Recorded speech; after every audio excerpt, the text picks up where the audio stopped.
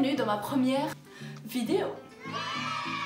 Toi aussi tu vas apprendre à faire ça, ou ça, ou peut-être ça, ou alors t'as juste envie de frimer devant la populace. Je vais te montrer les exercices qui selon moi m'ont le plus servi pour progresser rapidement. Bien sûr, quand je dis rapidement, tout est subjectif. Tu vas pas forcément avoir ton grand écart au même rythme que quelqu'un d'autre.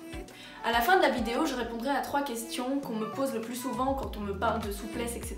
et comment moi j'ai réussi à devenir souple par moi-même. Donc, sois sûr de rester jusqu'à la fin de la vidéo.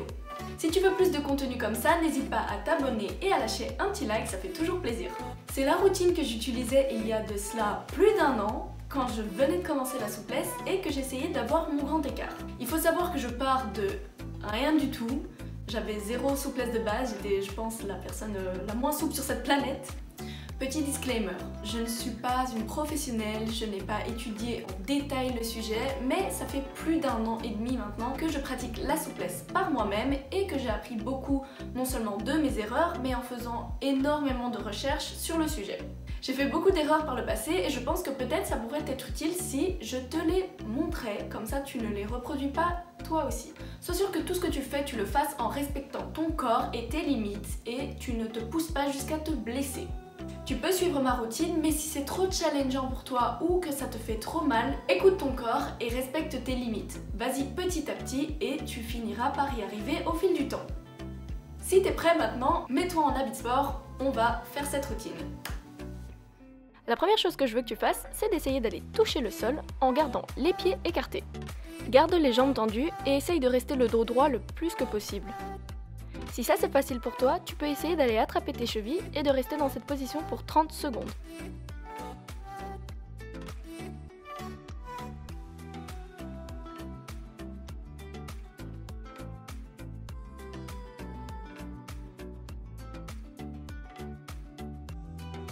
Tu vas maintenant faire la même chose, mais cette fois-ci avec les pieds l'un contre l'autre. Faut vraiment essayer de garder le dos droit le maximum que possible.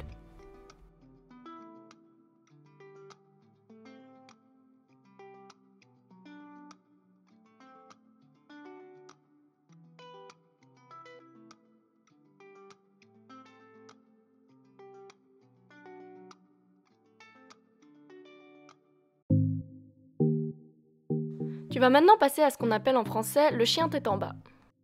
Fais bien attention à ne pas décoller tes talons du sol. Essaye de pousser avec tes mains vers l'arrière, comme ça tu étires vraiment tes jambes.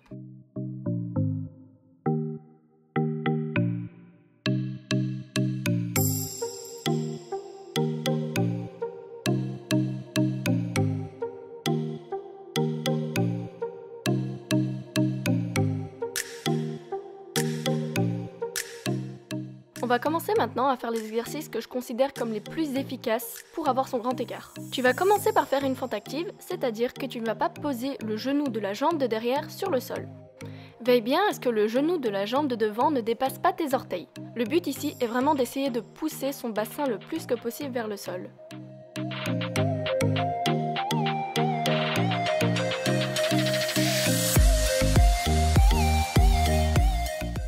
Tu vas maintenant faire une fente passive, c'est-à-dire que tu vas pouvoir déposer ton genou sur le sol. Même chose que pour l'exercice précédent, pousse ton bassin vers le sol. Tu peux placer tes mains où tu le souhaites tant que ça te donne de l'équilibre.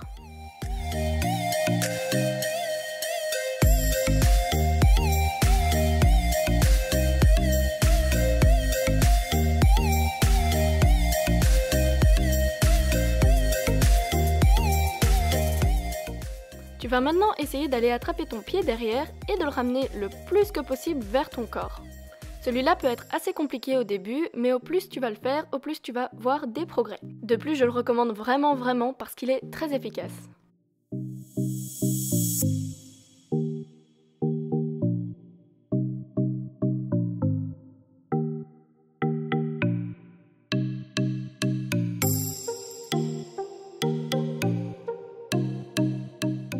Pour le prochain exercice, tu vas simplement tendre la jambe de devant et te pencher vers le sol avec le dos droit. Veille bien à ce que ton pied soit flex, c'est-à-dire qu'il ne soit pas pointé, parce que tu ressentiras plus d'étirement de cette manière.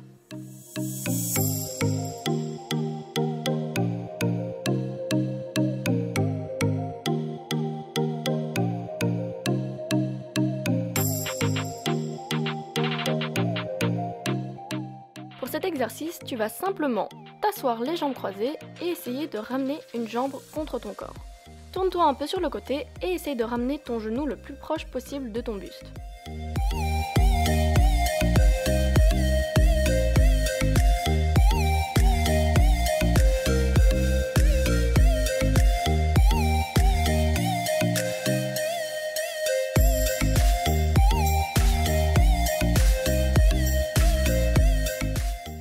Tu vas maintenant t'allonger sur le dos et ramener une jambe contre toi. Tu vas attraper ton pied et tu vas essayer de la tirer le plus proche de toi.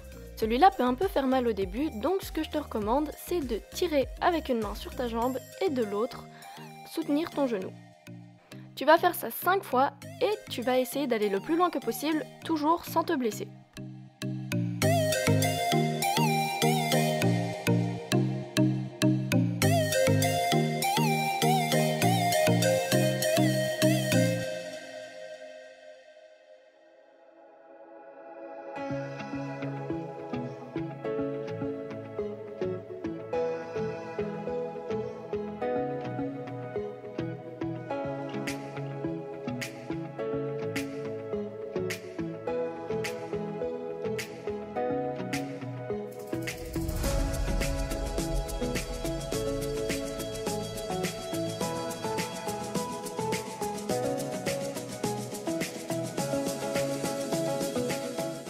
Si cet exercice était trop compliqué pour toi, alors je te recommande vivement de prendre une bande de résistance. Tu vas l'attacher à ton pied, et cette fois-ci tu vas t'aider de l'élastique pour tirer sur ta jambe. Tu vas pouvoir ramener la jambe contre toi tout en soutenant ton genou.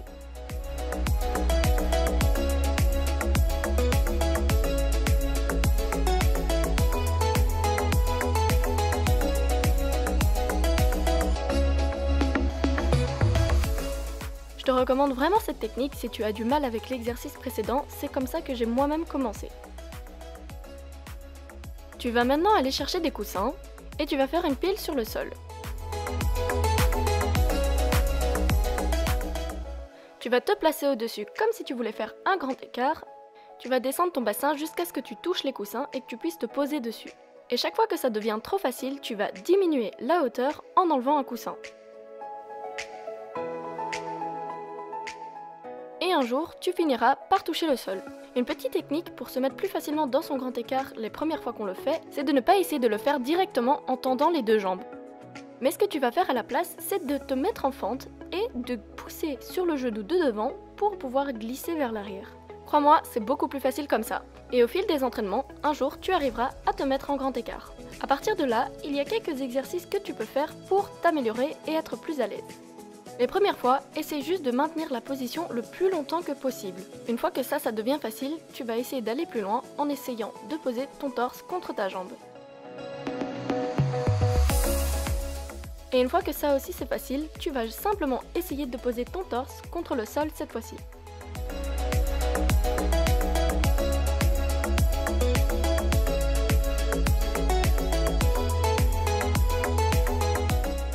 Et si t'es arrivé jusque là, je te donne mes félicitations.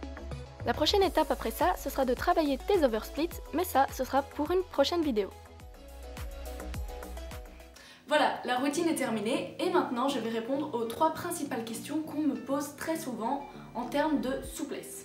La première question qu'on me pose souvent c'est combien de fois il faut s'entraîner par semaine? Alors, je ne pense pas qu'il y ait un nombre fixe ou un nombre universel de fois où il faut s'entraîner par semaine, tout dépend de toi. On a tous des corps différents et on a tous des temps de repos différents. Donc écoute ton corps et fais comme tu le sens. Mais, il y a un mais. Quand je te dis écoute ton corps, ça veut pas dire fais-le une fois tous les 6 mois. Là, c'est sûr que tu vas pas avoir de progrès. Donc fais en sorte d'être très consistant et très régulier dans tes entraînements, mais respecte ton corps et respecte tes limites. Si tu sens que c'est trop pour toi, alors fais une pause.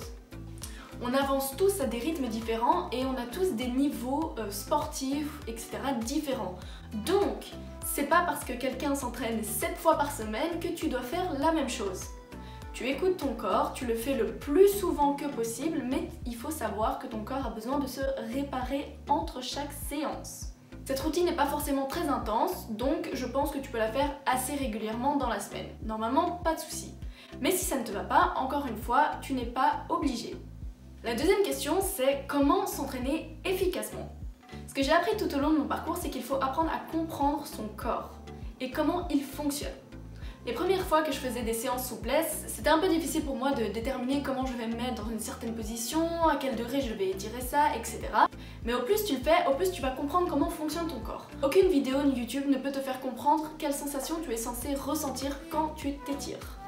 La manière dont moi je peux le décrire, c'est qu'il faut que tu sentes que ça te challenge un peu, mais il faut pas que ça te fasse trop mal. Forcément, quand tu fais de la souplesse, ça va tirer un peu.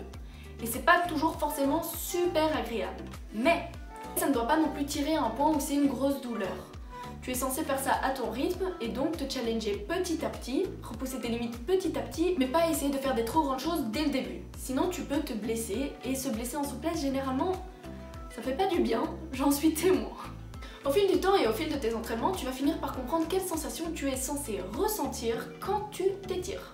Donc mon conseil pour que tu puisses apprendre à t'étirer efficacement, c'est de tenir sur le long terme et d'être très régulier dans tes entraînements, comme ça tu finiras par comprendre. Et la troisième question qu'on me pose un peu moins souvent mais tout de même, c'est est-ce que je suis obligée de faire les deux côtés? Oui, s'il te plaît, fais-le. Installons une règle tout de suite. Dès que tu t'entraînes d'un côté, tu fais la même chose de l'autre. Ça te sauvera du temps et aussi la santé. C'est quelque chose que moi je n'ai pas fait et malheureusement je le regrette amèrement. Pourquoi? Parce que par exemple ça peut créer des déséquilibres dans ton corps et sur le long terme c'est pas forcément ce que tu veux. Forcément tu auras toujours un côté un peu meilleur que l'autre, ça c'est normal, mais si tu n'entraînes que d'un côté et que par exemple imaginons tu ne fasses que le côté droit en souplesse, en force, en tout ce que tu veux, et que tu fasses rien du tout sur le côté gauche, ça va créer un déséquilibre dans ton corps et c'est pas forcément la meilleure des options. D'un point de vue santé, c'est pas du tout une bonne idée. Deuxièmement, par exemple, si tu fais du pole dance, certaines entrées commencent à droite et finissent à gauche. Donc si tu n'as entraîné que le côté droit et que tu finis à gauche, tu ne sauras pas faire ce que tu veux faire parce que ton côté gauche n'est pas entraîné. Et il va falloir tout réapprendre de l'autre côté. Laisse-moi te dire que c'est très redondant. Si tu peux t'éviter ça, fais-le. Voilà, c'est tout pour cette routine et pour les réponses aux questions. J'espère que ça t'a plu. Si ça t'a aidé, n'hésite pas à me le dire dans les commentaires et pourquoi pas me montrer des vidéos ou des photos de tes progrès si tu as essayé ma routine. N'oublie pas de me suivre sur Instagram et sur TikTok. Je vais aussi faire des tutoriels sur ces deux plateformes, donc sois sûr de me suivre. C'est tout pour cette vidéo. On se retrouve dans 3 jours. Jusque là, tchuss!